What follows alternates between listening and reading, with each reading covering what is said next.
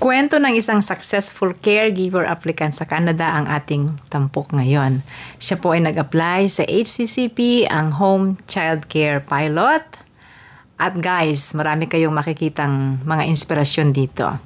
Unang-una, siya po ay 50 plus years old at natanggap siya dito sa Canada. Patunay na no age limit. Isa pa, maayos siyang natanggap sa Home Child Care Program. Ngayon, andito na ang kanyang pamilya at naka-apply na siya sa PR. Naghihintay na lamang ng approval ng PR. Pero guys, ang tagal ng paghihintay sa approval ng kanyang application. Sana po ay maka-inspire sa inyo ang kwento ni Arlene na ating feature ngayon. Kaya stay tuned! And so today, isang inspiring story ang i-feature natin sa Menchis Philcan Life. Kung gusto niyo po ang gantong paksa, please consider subscribing sa Menchis Philcan Life. And you can also follow me sa aking Facebook page na Menchis Philcan Life. Din po ang pangalan. Pwede rin kayong maging member ng ating channel. Please click the join button below and follow the instruction po ng YouTube. Salamat sa ating mga channel members. Thank you kay Josefina Peruelo, kay Jen C., Jennifer Palana, Striving Mom Advisor, Neri Castro, Ninette Lapira, kay Jesseline Ochoa, kay Erwan Villanueva, Johnson Pangilinan, Corazon Benene, kay G-View, Joy Gabriel Channel X, kay Marjorie Ramos, Marjo Jumento, Marciano and Nympha. Salamat po sa inyong palaging support sa aking channel. At heto na ang ating interview kay Arlene. Pero di ba sabi natin guys, yung dami ng backlog sa nakalipas na caregiver pilot ang maaaring dahilan kung bakit hindi pa binubuksan ang kasalukuyang bago na enhanced PR on Arrival Caregiver Program. Ano po? Si Arlene ay isa sa mga natagalan ng paghihintay. So pakinggan po ninyo ang kwento ng journey ni Arlene dito sa Canada.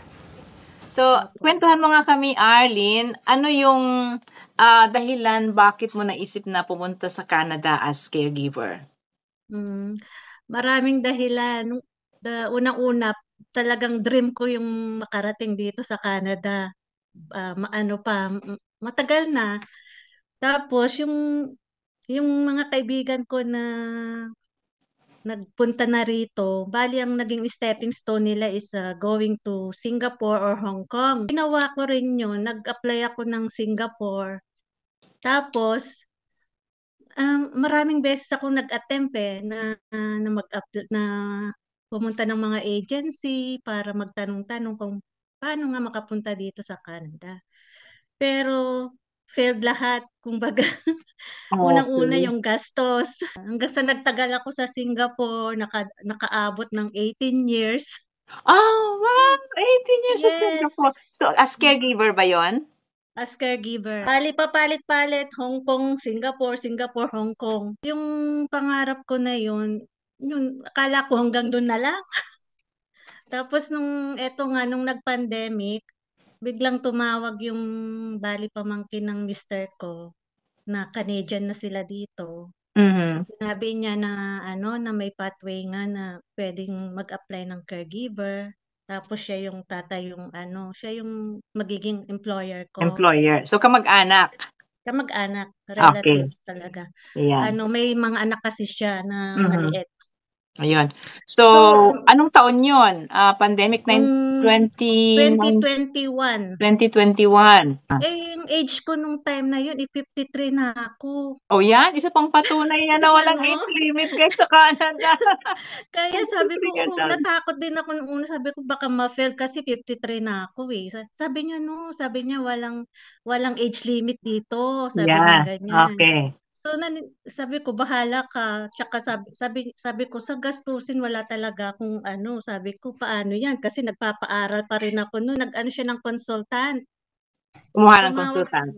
Tumawag yung taga Manila sa akin sa Singapore na i-ready ko yung mga ganitong papers, fill upan ko. So, gano'n, nangyari. Sabi, gumuha muna ako ng TOR, mag-apply para sa West. Yung assessment ng school. Kasi nga pandemic yun, ang hirap. Kasi paano kung mapaprocess yun? Nasa Singapore ako, hindi ako makauwi. So, ang ginawa namin, yung mga kaibigan ng anak ko sa Baguio, siya yung nag-process ng ano ko, TOR ko. May tumulong sa iyo. Tapos, pinag-take ako ng IELTS. Sa Singapore, ate. Mhm. Doon ako nag-take ng IELTS. If you won't mind, ano ang rating mo sa IELTS? Kasi diyan maraming nagfe-fail, hindi sila makaabot ng 5, CLB 5. 5.5. Wow, pasado. Ang Okay. una pa nga, Ate Menchi, ano, kasi ang alam ko, ang talagang, ang lahat ng ban is 5.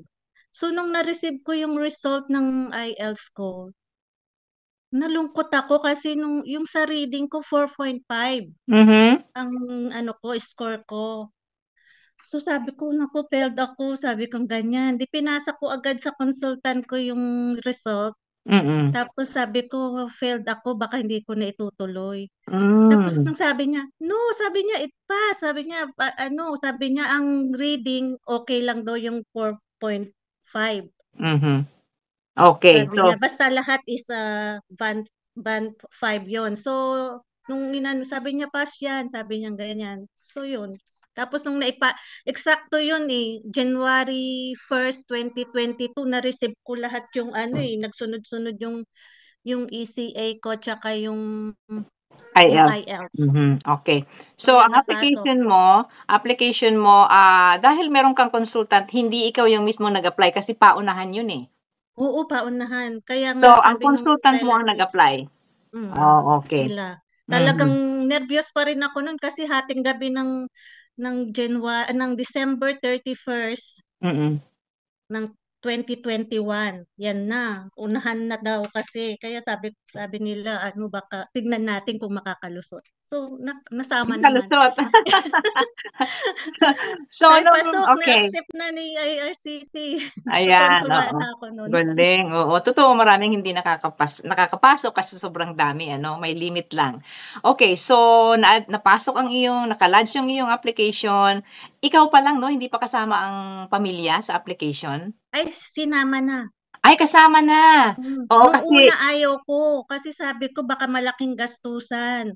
Eh sabi nung relatives ko dito, yung pamangkin ng mister ko na employer ko, sabi niya, iso-shoulder ko muna lahat, sabi niya ganyan. okay. Isama mo na sila, sabi kasi para minsan ng Oo, application. kasi Yun, naisama ko okay. naman sila. Kasi sure Pero na yan yung na leading to PR, mm. pero yung isang anak ko lang ang naisama ko, Ate Menchi, kasi yung panganay ko is ano, that time is 28 na siya. Okay. Pero yung bunso is ano, 21. Kaya Okay. nakapasok siya. Okay. Yun ang sinasabi, Arlene, na matagal ang waiting. Okay, ikaw nga, sabihin mo, gaano katagal ang paghihintay ng iyong processing ng application? Exactly 2 years ang Wow, ano. exactly. 2 years yung approve mismo. Yung Hindi, paglabas ng oo, ng visa mm. kasama na. 2 years. At yun ay Sakto. maiksi pa yun kasi may ibang Maiksi pa nagko-comment, yun. may nagko-comment sa akin ng mga viewers na halos 4 years silang Talaga, naghintay. totoo yun, totoo. Mhm. Okay, so anong kasunod nun? Sige, na-approvean ka na and then, kasama na ba ang pamilya pagpunta dito or anong nangyari? Bali nauna ako. March 21 ako dumating dito, 2024. Tapos pinasunod ko sila ng June 23, 2024. Okay, March, April, May, June, Kasi nasa 3 months. kasi mabigat Ate Menchi Ang yung plane pamasahe? ticket. Talagang kumbaga lahat ng budget mo naubos na Oo. sa dami ng ginastos kumbaga. Ang dumating na dito, isang anak at Saka yung mister ko, ang mister dalawa. So, dalawa lang pala ang anak mo, naiwan ng isa. dalawa lang. O, ikaw ba umuwi ka muna sa Pilipinas bago dumiretso dito? Umuwi ako ng February kasi birthday ng mother ko noon. Tsaka Mhm. yun, baka huling pagkikita na namin, sabi ko, kasi by that time is may sakit na siya. So, Mhm. tapos bumalik ako, ano lang yun, 3 days, tapos bumalik ako ng Singapore. Eh, ang advice sa akin ng consultant ko, sa Singapore ako mag-exit. Yeah. Okay, Kasi good decision. mahirap sa Pilipinas. Ano yung mga experience mo pagdating dito? Anong buwan yun? Mainit naman yun eh, di ba? Hindi, may naabutan pa akong snow. Oh. March, March 21. Meron pa hanggang Meron pa. April.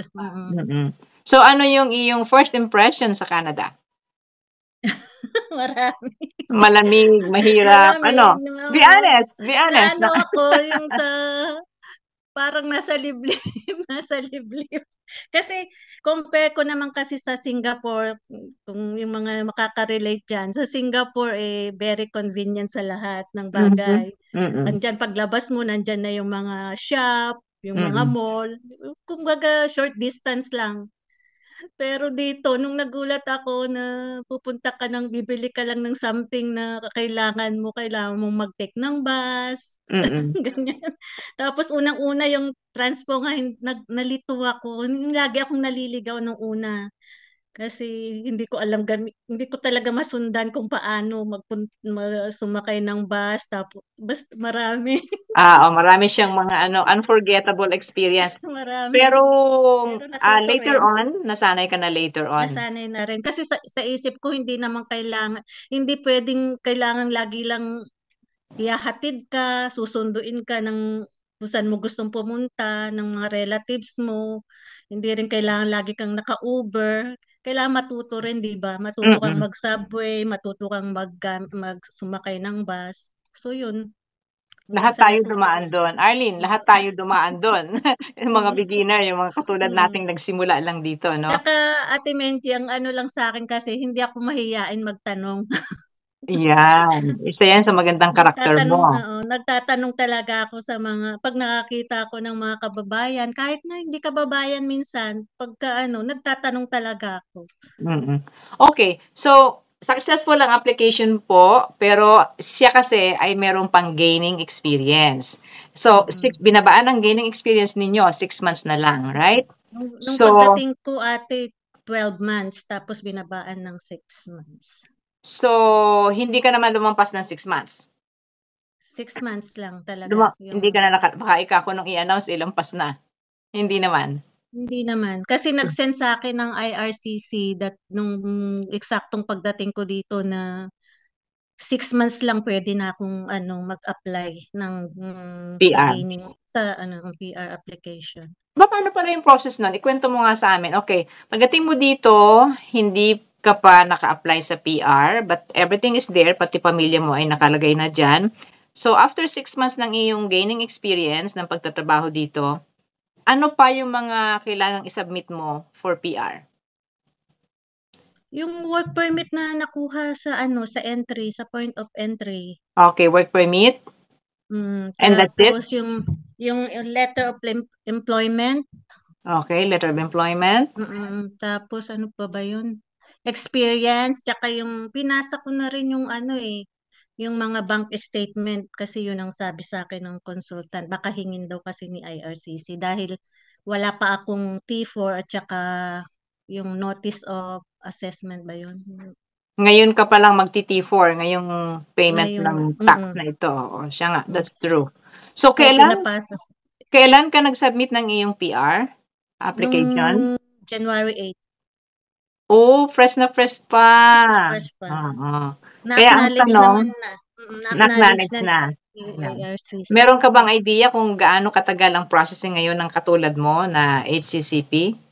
Parang matagal pa rin yata kasi yung mga nauna sa akin na nagpasa hanggang ngayon wala pa rin silang, aside from the AOR, wala pa rin silang nare-receive na update so Okay. far. But somehow, would you think na accomplishment mo na yon na natanggap ka na sa Canada, andyan na rin yung pamilya mo, naka-apply na yung PR, konting ano na.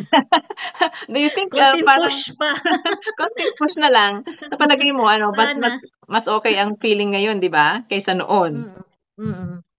Mas okay. Magkano yung ibinayad mo sa PR application? Do you remember? Bali yung initial application ko binayad kasama na doon yung PR. Okay. Okay, yung 1,500 something ano? 1,200 something. Mhm. Ako lang yun na yung applicant lang, pero yung sa dependent Husband at ko, saka oo, ayun. anak ko. Okay, so, sa ngayon nandiyan yung pamilya mo, andiyan yung anak mo, asawa mo, papaano kayo adjusted na ba kayo sa buhay Canada? Medyo adjusted ng konti. Pwede nang lumakad ng ano, yung nakaka-adjust na rin sa weather Oo, so kahit weather. papaano. Sobrang lamig ngayon 'no? Hmm, 'Tong January tsaka is the yung sa coldest. mga bilihin, alam mo, ano na rin kasi 'di ba dito ano, kumbaga yung may tax 'di ba 'pag yung bibili ka. Mm, Yung nung una nagugulat ako kasi yung alam mo ganito lang yung nabili mo tapos pagka magbabayad ka na ano, mhm. hindi ako nasanay ng gano'n kasi. Kaya kumbaga sa Singapore noon included na pagka ano, hindi yung pero naka-adjust na rin kahit papaano. Hindi ka na nagka-calculator? Hindi na. Pareho Kasi pare-pareho mahirap, eh. Wala kang pareho mabibili pagka nag-ano, nag nag-compute ka. Okay, Arlene, so ang husband mo ay open work permit, right? Ang Opo, kanyang open work permit. oo. So, Tsaka yung okay anak ko. okay naman siya kasi hindi kayo affected, kayong mga naka-apply sa PR, hindi affected ng mga bagong rules sa open work permit. No, hindi Opo. kayo affected noon. At hopefully ay ilang months na lang at lumabas na. Sana, sana Ate Menchi. Okay. So, Masilang anghel ka. um, sa tingin ko hindi ka masyadong nahirapan sa application mo kasi unang-una may kamag-anak ka na naging, employer mo. Mm. Tapos siguro naman how's your work nga pala, ha? Kumusta yung pagtatrabaho mo sa kanila? Okey naman. Nag-aalaga. Oo, at saka kamag-anak naman 'di ba? Mm. Kamag-anak. Nag-rent ako ng basement apartment para sa family ko. Oh, hindi ka stay Kaya in. Ay, stay in ka pero ang stay family in mo ako live stay in? in ako doon pero every Sunday uuwi ako dito sa inupahan naming basement apartment. Okay, so live in pero may off ka na araw. Meron. And I think that's better para Hmm, makapagsimula na kayo to, mamuhay ng solo, 'di ba, ng sarili. yeah. What about how's the apartment? Hindi ba worth ba yung ano, yung presyo, hindi naman mabigat? Mabigat. Mabigat Sa because you're totoo in lang. Toronto ano? Yeah. Mabigat pero kinakaya naman. Kaya Kinakaya naman. naman, mm. Mm. Okay, itong tanong na ito'y madalas nating marinig. Expectation versus reality, something na napakaganda. Yan ba Akala ko din. oh, ikaw rin? In-expect mo rin yan? So, what can In-expect you ko din. say? Expectation versus yung totoong nakikita mo ngayon? Talagang ano, kumbaga na-culture shock ako kasi ibang-iba sa nakagisnan kong bansa dito sa Canada. Mahirap or what? Mahirap mamuhay or Medyo what? medyo mahirap sa akin nung una, lalo na nga sabi ko sa'yo yung may gusto ka lang bilhin na isang bagay yung kailangan mong mag-commute. Nasa city ka pa, lalo na kung nasa rural. Ayun na nga, lalo na kung nasa rural. Tapos ano, yun, lalo na ngayon 'pag winter, ang hirap lumabas, 'di ba? Ayun, oo. Nanawin ka talaga. Pero slowly, kakayanin, laban lang kumbaga. Is there any regret? Hindi, wala. Ayan, oo. Masaya. Masaya, 'di ba? Masaya. Napansin mo ba na mas yung pamilya mo mas may time sa isa't isa dito, 'no? Yun. Masaya kasi noon nung nasa Singapore ako nakakapagbakasyon lang ako once a year. Tapos ano lang, 2 weeks. Bitin na bitin kumbaga. Mhm. Ayun, Ngayon, kasama mo na sila. Hmm, 'yan, oo. lagi kaming yun 'pag Sunday bonding, ganyan. Kaya Oh, masaya. worth it pa ba na mag-Canada? Alam naman natin maraming hirap ngayon, maraming restrictions, mahirap makalusot para kang lumulusot sa butas ng karayom and you spend a lot of Oo. money, a lot of time. The question for you is, worth it pa ba na mag-Canada sa panahong ito? Sa palagay ko ate, depende sa pathway na papasukin. Aha. Kaya, yung sa mga kababayan natin na gustong talagang magpunta dito, pray hard ba? Tsaka laban lang na yung aralin nila yung pathway, search and search, ganun, para huwag ma-depress pagdating ng araw. Kumbaga, worth para sa akin. Lalo na ngayon, paiba-iba yung policy, di ba? Yeah. Ang nangyayari. So, kailangan talaga yung research natin kung yung anong magandang pathway na ma-PPR. Yun. And you are on the right pathway, di ba? Hopefully. You are. Siyempre, pero yun nga, siyempre minsan hindi mo rin maiwasan, 'di ba? Kakaba-kaba, pero pag nakakabasa naman ako ng mga positive na review na na okay naman tong pathway na pinasukan ko. So, okay pa rin. Mm. Iyan nga daw ang Basta isang posibleng dahilan kung bakit di pa binubuksan yung bagong program. Kasi ang daming waiting, ang daming nakabinbin pa ng application. Buti yun na lang nga, ikaw ay nauna na. una na. Yun. Thankful and blessed. Yeah. Hoy, maraming salamat sa iyo, Arlene, for sharing your story. Sana maraming ma-inspire sa iyong istorya na ito. And good luck pa sa more adjustment. Good luck sa more adjustment sa buhay Canada. And hopefully, ma-approve ka agad kayo.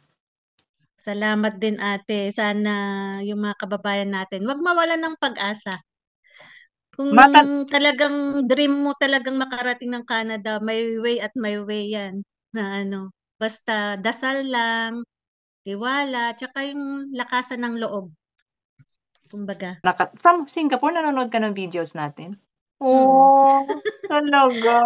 Mula nung nasa Singapore ako, nanonood na ako. Kaya nung sabi ko sa'yo, nung nakita kita, nakilala kaagad kita. Okay, kwento mo nga rin kung paano tayo nagkita. One day sa Scarborough Town Center. Malapit na mag-Christmas noon eh. Naghahanap tayo ng Damit. lamuna, bagong damit.